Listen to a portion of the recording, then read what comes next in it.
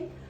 With us also is our EMB preparer. So, paki-explain further kung ano yung EMB mamaya, consultation. Opo, kay medyo extended time.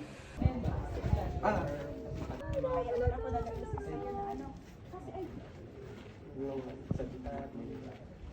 Basta wala exhaust, hindi pasok kayo. Iba na ang motive mo doon, Randy. Pamamatay sa loob. hindi ako mahimatay ka din. Bye. For ano po, ano.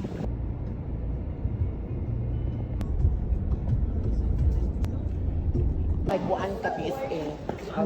Ang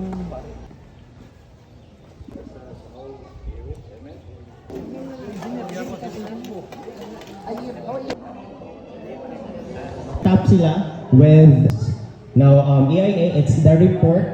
We also have MomShar, EPRMP, or the Environmental Poultry Farm Project located in Barangay Maliit, Digo City, Hagonoy, Davao del Sur.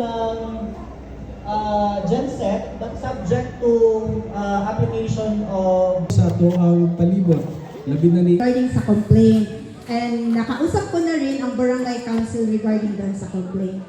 Po, the proposed namin is to do the expansion kasama po ang additional natin na septic tank. Ayun sa inyo ha. that concludes our IAC for our project. And for the barangay, Then sa Christier, sa CPF, headed by Ma'am Christina Francisco and